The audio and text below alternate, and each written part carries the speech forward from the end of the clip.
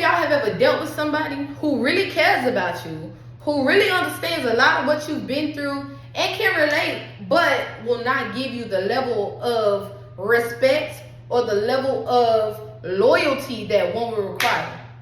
Me. I deal with it all the time. So my homie hit me up and was like, hey, you should come scoop me. I'm stuck in the house. Let's go get something to drink.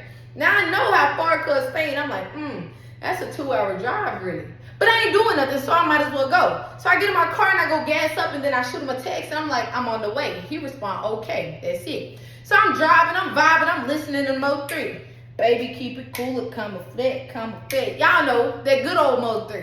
So as I'm getting closer to the destination, I texted and was like, I think I'm here, because the address that he gave me was in a vague area. I guess because it's all new, nobody knows exactly where to go. So I realized I had went too far, so I turned around and I was going back down the street, because it has to be this street. And I came upon a location where the lights was flicking. So I'm like, maybe that's a sign that I'm at the right spot. So I swerve into the driveway. When I get into the driveway, walk out and like, come in, come in. So I'm like, what am I going in for? This ain't my house. You know what I'm saying? We supposed to be going to drink. I ain't come out here to chill or none of that, right? Now mind you, before y'all get to saying like, oh my God, you only wanted to go out there so that you can use this person, da-da-da-da-da. No, the purpose of me driving out here was to go drink and possibly get something to eat. So we go inside, and she's like, I want to just show you the spot. And I'm like, all right, that's cool. You know what I'm saying? I say my little 1-2 piece, and then we get back in the car. In the car, I'm driving back out of the hood, right? And so he's like, where are you going? No idea. He told me, go this way. So once I realized where I was going after I went this way and got on the highway, I'm like, oh, we're going back towards my spot. But why would I drive all the way back to my spot rather than just getting something to drink or whatever out here? Because that means I would have to drive all the way back here, then drive all the way back. Might as well keep it in the vicinity. So as I'm driving, you know, I'm not saying nothing. He on his phone. I'm minding my business, sometimes on my phone, because that's how I drive. And then I realized we're coming past this little city. I don't know what the name of the city is, but I did see the IMAX Theater. I saw Bubba's. I saw Chipotle. I saw Cheddar's. I saw a bunch of restaurants, and I know for a fact over there we could drink. So I keep going because I realized I passed my original exit, and I come around, and I'm like, well, I got to go back there. And he's talking about, what you doing? I said, man, we just passed a whole bunch of stuff, so I just figured that I would go over there. He's like, oh, okay, cool. So when we get back over there, I pull up to the first spot, which was Twin Peaks. Like, oh, let's go in and eat some Twin Peaks. When we go in there, it's super packed. Now, mind you, I had no problem with it being super packed. They had like a couple of little sections, but it wasn't sections where you would be like comfortable. Like, you could tell it was too many people in there. So he was like, well, you know, at this point, I just think I want Applebee's. Applebee's is cool. Applebee's got drinks. So we get back in the car, and I'm like, where's Applebee's? So I think we passed Applebee's coming in. Applebee's was next door. So I drove over, got into the Applebee's parking lot, got out. When we walk in, I'm immediately recognized by someone. It's like, awkward. This is awkward. But whatever. Tell me, so where y'all gonna sit? Y'all gonna sit here? Y'all gonna sit at the bar? Like, what's going on? There's open seating over there. I'm like, oh, shit, I'm cool, whatever. Tell me, shit, let's go to the bar. And he did this. So I took off walking in front. When I get over, I chill. Like, I sit down, I put my phones on the table, my keys and everything, and I'm just relaxing. I look at the menu, and then the lady comes beside me, and she scares the hell out of me. And she's like, have y'all been helped? And I'm like, no, ma'am. She's like, oh, okay, well, good. I'm here. What can I get you guys to drink? So I tell her I want the spicy, hot little margarita or whatever. He tell her that he wants some type of leprechaun drink. And then we went ahead and ordered food. Can I get the double crunch shrimp?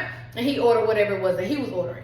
So while we waiting on the food and the drinks to come, he started asking me questions like, what's been going on? How you been? What you doing? Blah, blah, blah. And I'm like, nothing really. Like, I went and got me a GoPro camera. I'm about to start taking this social media stuff that I'm doing serious. Like, everything that I learned, I really want to implement it into, like, making it beneficial for my life, basically. So we going back and forth. He started talking about, like, his accomplishments, the things that he wants to do. And then it dawned on me. I was like, oh, I really do have something that I want to share. So I picked up my phone, and I'm like, so I paid this guy to automate my business. So when people reach out, they fill out a form, they ask a question, or whatever the case is, they will get an automatic response. So I don't have to sit there trying to respond to 400,000 people. So while I'm sitting here looking for it, because at this point, like, I'm trying to figure out how to show them, I'm like, the easiest way is just to fill out the form, send it to myself so I can, like, show them. So I did that while he on his phone. I'm filling that out, and then I finally got the email from my automation. So I'm like, look, this is what it does. Like when people fill out a form, whether it be for me taxes, whether it be for them trying to get in contact with me to collab or whatever the case is, it's going to have my email banner, it's going to have my welcome letter, and then it's going to have the closing email banner that'll have all the contact information for them to be able to reach me. So while I'm sitting here showing them, the first thing that threw me off was the fact that he said, I heard you, but I ain't listening, or I heard you, but I ain't paying attention, or whatever it was that he said that was kind of slick. Like, this is something very important to me, and you telling me that you're not paying attention to what I'm saying, but you hear me. So I look over, and he basically just toasted, in a sense. Like, I ain't never seen nobody so lightweight. And I'm like, dang, you drink all the time. Why you, like, you know what I'm saying? Why are you so toasted? But it is what it is. Maybe you celebrating. Maybe you got your own little thing that you happy and you excited about. So I just let it brush over my head, right? So when I turn back around to say something, Cud leaned in and kissed me, and it just dawned. I'm like, who does that? You know what I'm saying? Like, we cool, we whatever, we dibble and we dabble, but for you to sit there and basically ignore what I was saying and then turn around and kiss me like everything is cool, like, that shit is crazy. So it was a food arrive, right? We start eating, blah, blah, blah, and I dipped my double crunch chip into some red shit, and I ate it. I'm like, that's nasty. He told me, what is that? I thought it was ketchup. He told me, you want the ketchup? And tried to hand me. I was like, no, I'm gonna just wait and get some ranch. So he had bit into the wing that he had, and he's like, this is garbage. And I'm like, they do look kind of old. He was like, I don't never ever send nothing back, but I'm definitely finna send this back. So while he's sending his wings back, he gave me the wrench. We eating, we this, we that. Fast forward, it's time to leave. So when it's time to leave, my first instinct is, I'm about to take you home, and then I'm finna get back to Dallas, right? So I already know that I'm in for a drive, so I've already made up in my mind, like, Shrell, it's gotta be done. Like, who else gonna do it? So I'm driving, and he's like, so where you going? I was like, I'm taking you home. What you finna do? I'm finna go home and I'm finna go record. Man, take me to your house. I was like, okay, that's cool, whatever. You know what I'm saying? It's nothing, like, we hang out all the time. So I'm driving. When I get home, and first thing he do is plop down on the couch. He plopped down on the couch, and then he's like, where the remote? He get the remote, and he start playing some music on the TV. I'm thinking the whole time, like, I said I was coming here to record. You knew, like, I'm over here setting up everything in my little section, putting my camera on the tripod, getting my lights and everything. I done turned off every other light so I can have the light shining on me. And you turn on the TV and start playing music, right? So I said, you know what? Don't worry about it. You drunk, you tipsy, or whatever the case is. I'm a little tipsy, but I knew I had to work. So I said, fuck it. I turned off the lights and I went to go get in the shower. When I got in the shower, I got out, I started putting on lotion, He came in showing me something. What was it? It was a clip of something, which was super funny. Like, I was looking at it like, whoever this nigga is on his body, that nigga, they're retarded. Like, I was cracking up, like I was really geeked out about what I was seeing on his phone.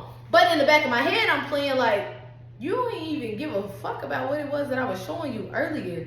You showing me this. But once again, I'm the type of person, I can't hold you to no level of anything when it's not reciprocated, or it doesn't really even matter. So I let it roll over my head. So I get out, I get dressed, I put on some shorts, I put on a t-shirt, and I come in, I sit on the couch. He come down and he lean his head on me, and he's just like, So when he gets to doing that shit, I know that it's something wrong, or some questions about to be asked, and I gotta get ready to answer. So he was like, why you love me? I was like, I don't know. He told me, you don't know. I'm like, I don't know. See, this is what I be talking about. Then when it comes time to emotional questions, you can't answer, or you're gonna run from them. But when it's time for some toxic shit, you ready to be toxic. I was like, no. It's in my head. In my head, I'm like, no, it's easier to express, I guess, toxicity rather than a motherfucker who wants to pull out emotions that you know that they don't give a fuck about, right? So I kept going. Like, basically, we got on some toxic shit, right? So we started talking about toxic shit, and I got everything to say. Because if I feel like you being toxic, now I'm finna point it out. I'm finna let you know. I'm finna run down everything. You want to start the conversation, let's bring up everything that has gone on, right?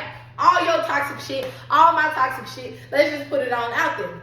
So then after the toxic situation, it kind of did get a little heated because I was starting to get pissed off because you asked me a question, right?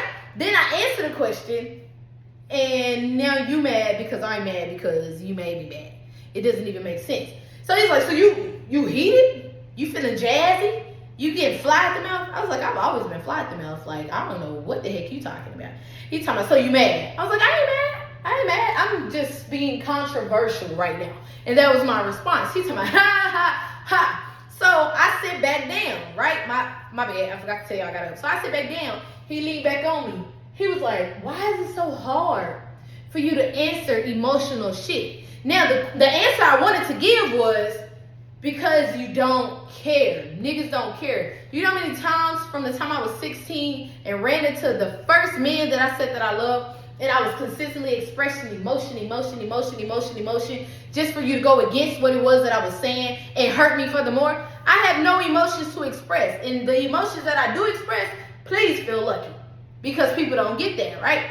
So I'm just like, I don't know. He was like, the emotional question that I asked you, you can answer. I said, well, you answer the emotional question then. He told me, what was the question? I said, why do you love me so much? He told me, because you're funny, you driven, you hardworking, like you gonna fight to the end, like you never gonna let nothing get you down. You cute and you got a big butt. And I'm just like, that shit went from good to I just want to fuck type shit. You know what I'm saying? And not saying that's what he was thinking, but that's what I had in my head. Like, okay, boom, boom, boom. Whatever. So the TV, like he ended up putting a movie on and I'm sitting, I'm watching it, but I'm leaning over and I'm going to sleep. The alcohol is dawning on me. So he caught me like falling asleep. He was like, come on, man, let's go get in the bed. We go get in the bed. One thing led to another. Y'all already know we ain't got to go into details or whatever. Boom. So the next morning roll around. Now, mind you, hold on. In the midst of even going to sleep, I'm a heavy sleeper, but for some weird, strange reason, I could not fall into a deep sleep. So every time he turned over, I felt him turn over. Every time he shook in his sleep, I felt him shaking his sleep. Every time he like did any type of move, I was up, right?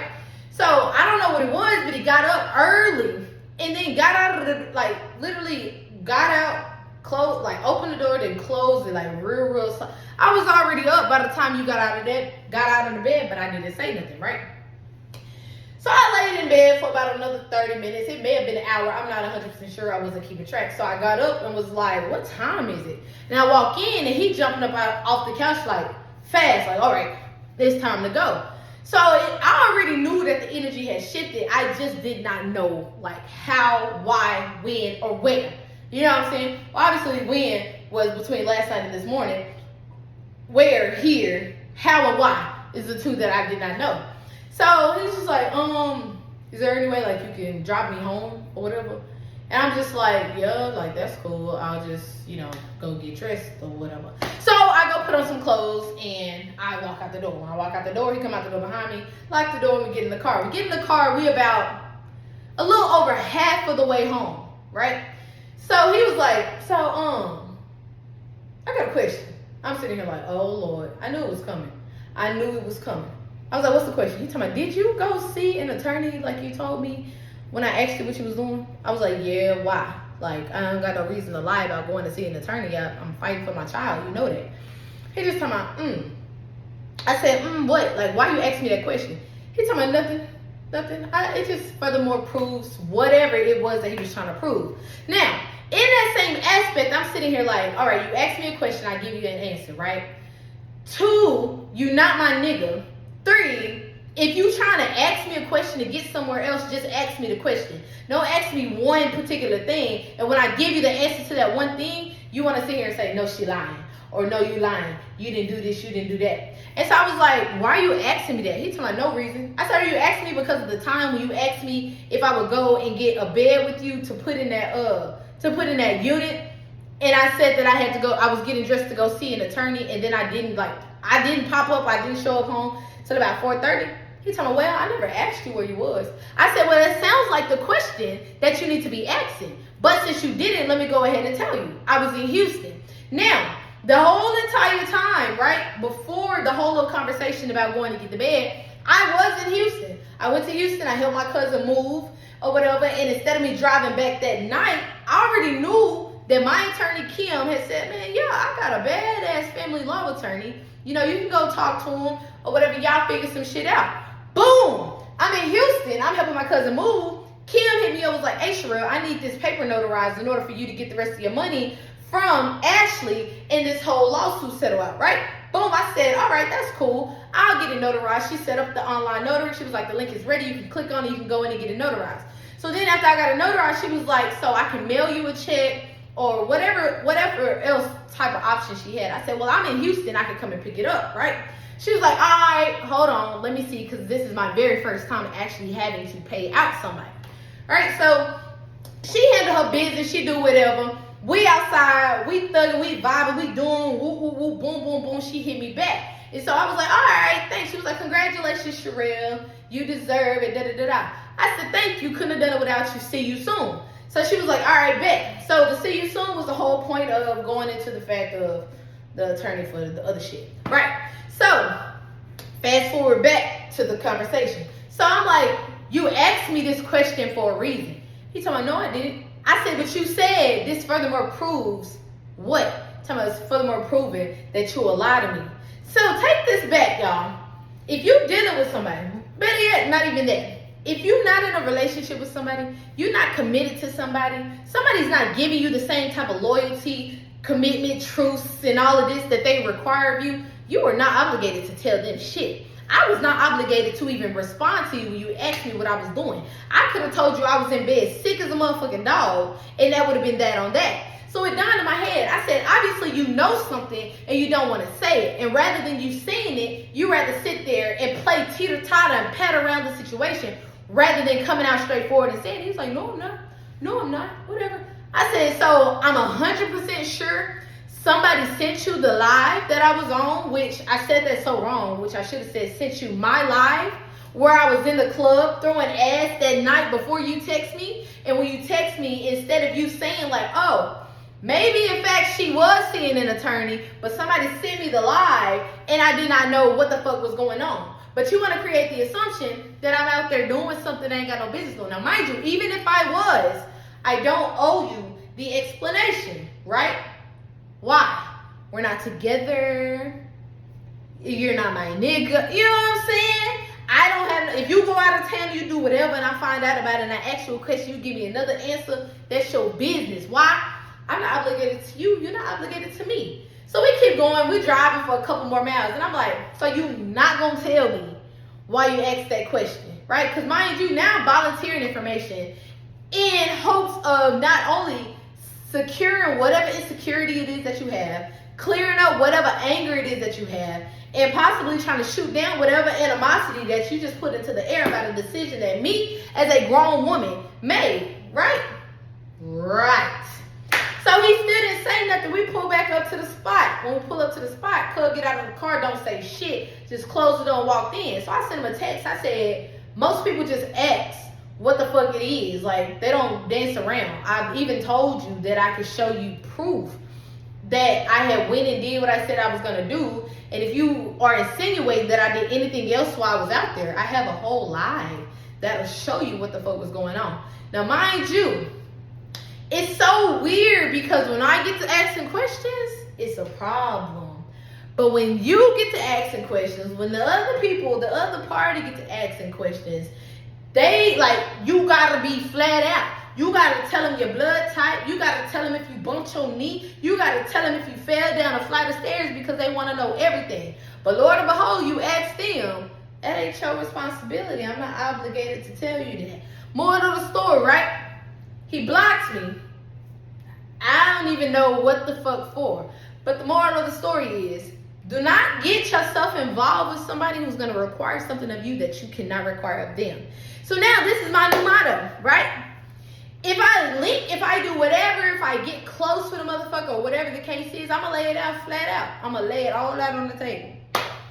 If you're requiring something of me, if you're requiring my full honesty, if you require me to give you the details of my everyday life, if you're required to know my every whereabouts, what I do, who I talk to, how I move, or whatever the case is, you gotta reciprocate that same energy. Because now I'm in the business of not sparing no feelings. Because nobody spares mine.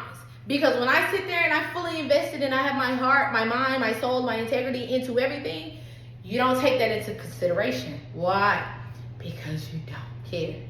So remember, ladies, if y'all got some sneaky links out there, or if y'all got some people that y'all deal with or y'all really close with, and they holding you to a higher standard other than what you're able to hold them to, cut that shit off.